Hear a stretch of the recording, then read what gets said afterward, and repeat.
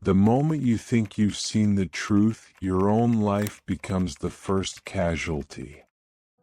No one can convince you because you've already convinced yourself that you know everything that's wrong. It's a kind of awakening. Your eyes see what others don't, your mind hears what others don't.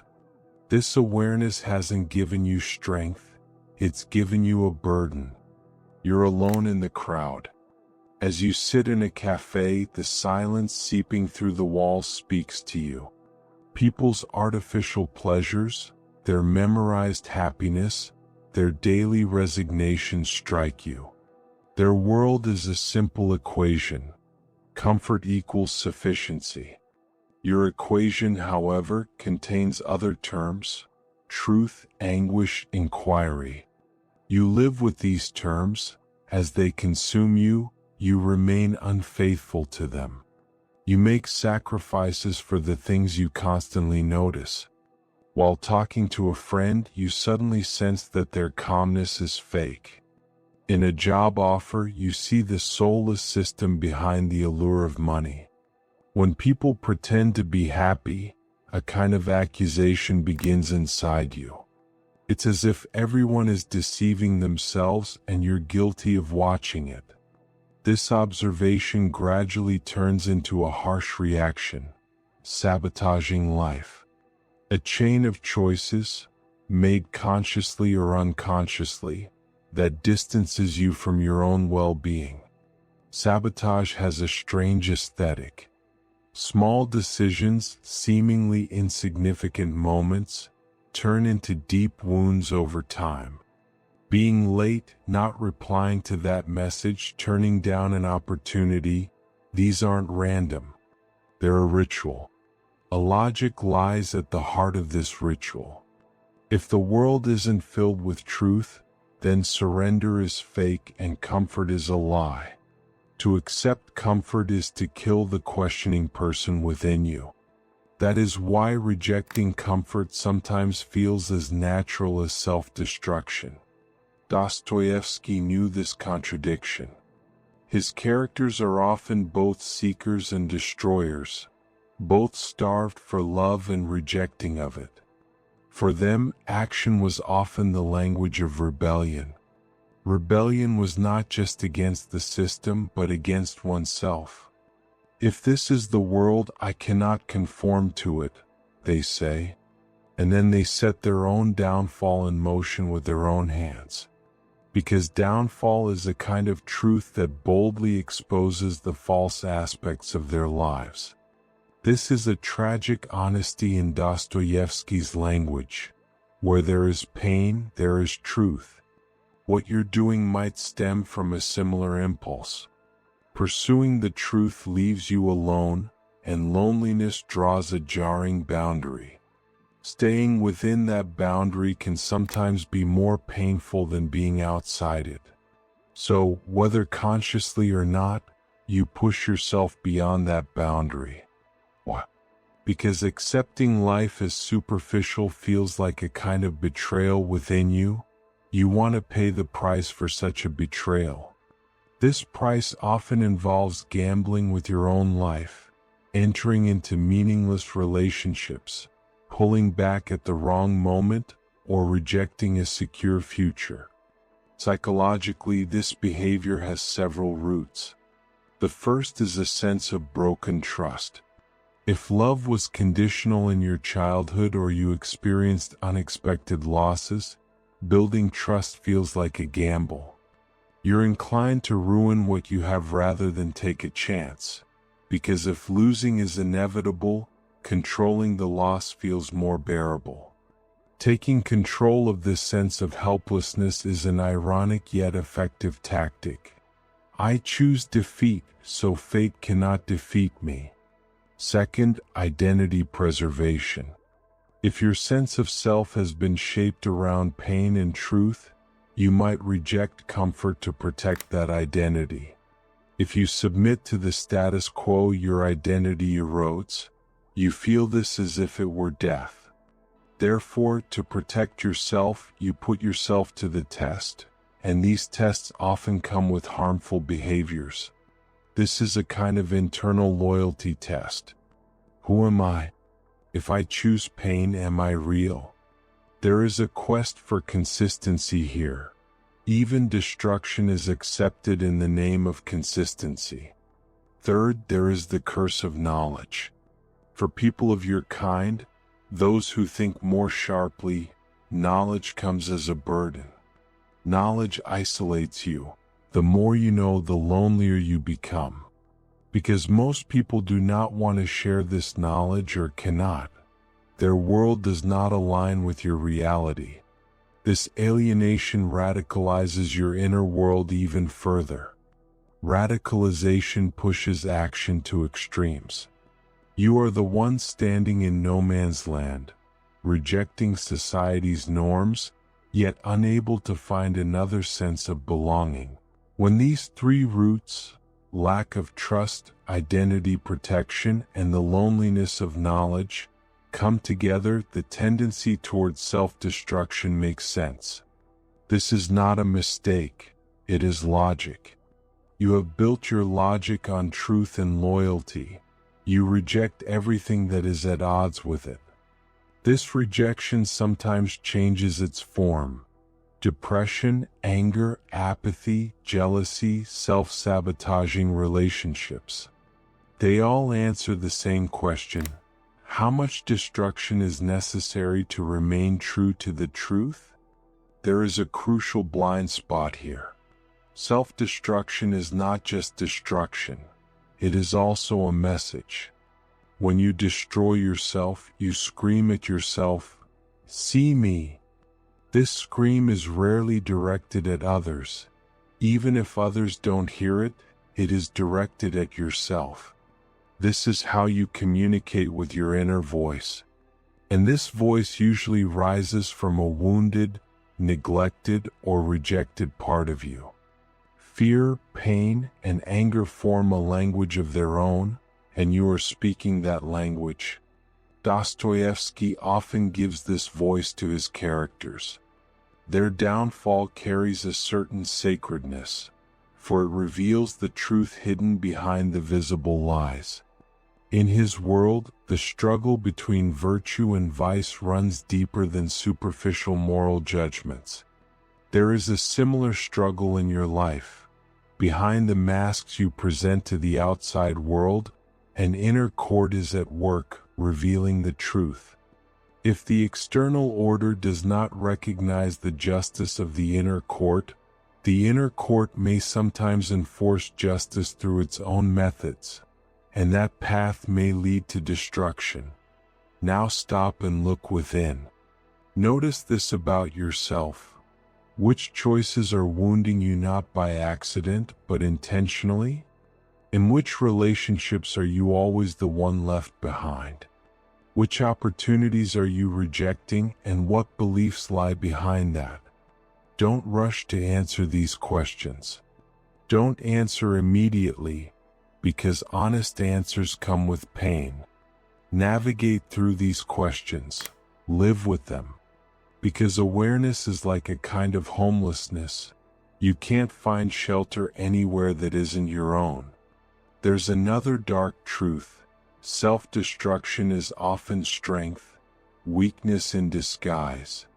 Yes, strength, because choosing destruction is an act of courage. You're choosing the hard path, not the easy one. Yet it is also a defense. If I destroy myself from the start, no one can surprise me. This defense mechanism makes you both strong and fragile. This contradiction reaches its peak in the tragedy of Dostoyevsky's heroes. Neither entirely hero nor entirely villain.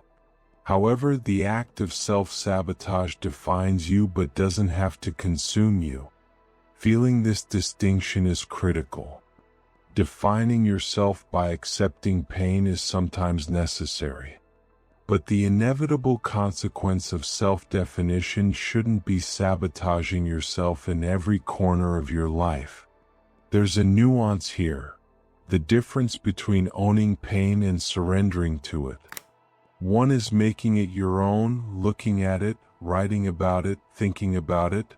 The other is constantly yielding to it and handing over control of your life to it. In Dostoyevsky's world, this fine line is frequently crossed.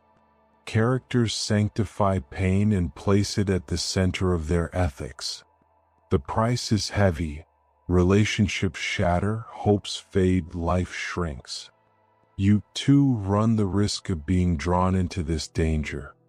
You might be tempted to take refuge in the righteousness of pain, because pain sometimes feels like the very substance that makes you who you are. But remember, pain can also turn into stagnation, repetition, a kind of nostalgia. Saying, I was suffering more than before, so it was more real, and clinging to that pain. Now take one more step deeper. Self-destruction is often a search for meaning. If you can't find meaning outside, you look within, and sometimes meaning appears amidst destruction. Destruction feels like a harbinger of transformation. The collapse of something prepares the ground for the birth of something new. At least that's a belief. This belief carries both hope and an excuse. Hope because change is possible. An excuse because claiming that destruction has a purpose becomes a cover for evading responsibility.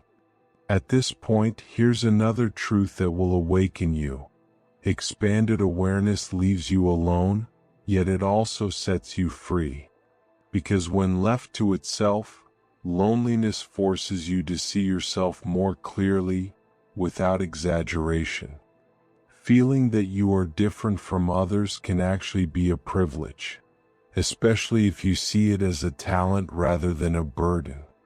This talent makes you both an observer and a creator. But to move from being an observer to becoming a creator requires a choice. The choice comes in two forms: accidental destruction or conscious transformation. Accidental destruction shatters you time and again. Conscious transformation, however, uses pain as a teacher.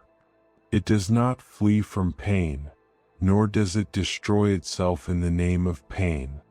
This distinction is subtle but decisive. I'm not telling you how to do this. I'm not offering any formula, but I can say this: awareness itself is an action. In this, become aware of yourself. Observe when you fall into repetition, which thoughts provoke you, and which memories are triggered. Observing is not judging. Observing is the beginning. Another Dostoyevsky-esque insight: compassion is a kind of healing agent, directed both toward others and toward yourself. Instead of using compassion to justify your pain, use it to create space for yourself. You can tell yourself, my pain is real, but this pain does not condemn me. Formulating this sentence is difficult, because the contract may have been broken, because the mechanism that once protected you is now wearing you down. But it's still worth a try. Take small steps. A routine, a morning walk, a casual chat with a friend, seeking professional support. These aren't magic solutions to stop the destruction, but they are the buttons that redirect the destruction's automatic course. Think of this as a force. There is a force within you that both harms and heals. Choosing which one will prevail is ultimately an act of will. When making that choice, it's tempting to give up a little too soon, because giving up lightens the burden of responsibility. But giving up also narrows the boundaries of your identity. This narrowing can lead to a greater collapse down the road, because once you've gained momentum, it's very hard to start moving again. Now here's a challenge for you. In a moment of stillness, write down the pattern of your self-sabotage. Which behaviors are repeating? Which emotions follow immediately? Which thoughts allow it? Be honest as you write. Notice yourself in this. After writing, stay silent for a night. Don't respond. Return to your notes the next morning. Don't rush to find a solution, just observe. This small ritual is a way to show you your own mechanism without alienating yourself from it. Don't try to control yourself, just be a witness. Another call: don't blame others. Yes, you were hurt. Yes, you were hurt. But blaming others delays the healing of the pain. Blame allows you to abandon your inner court. By postponing reckoning, it normalizes destruction. Instead, demand accountability. When you confront someone who harmed you in the past, ask questions not of that person, but of your own boundaries. This is not revenge. It is a process of building autonomy. Dostoyevsky, in the end, leaves us a glimmer of hope. A person grows most when they confront their own dark sides. By dark sides, I don't mean running away from your self-sabotaging behaviors, but seeing them and recognizing the fear, hunger, and sense of worthlessness behind them. Recognizing them doesn't legitimize them, but it humanizes them. Humanization is the beginning of transformation. Toward the end, what you're feeling right now aren't the weaknesses that belittle you, they're signs calling you to understand yourself. Ignoring these signs will drag you into deeper ruin. Using them, however, can carry you into a more authentic, more unashamed space of living. This process won't be easy, because easy things have never changed you. One final sentence. Why are you destroying yourself? Don't answer right away. Stay with this question, carry it. Perhaps the answer is destruction. Perhaps the answer is awakening. Perhaps the answer hasn't been found yet. There is a power in this uncertainty. Feel it. Notice this within yourself. Which wound do you accept and which wound do you dare to heal?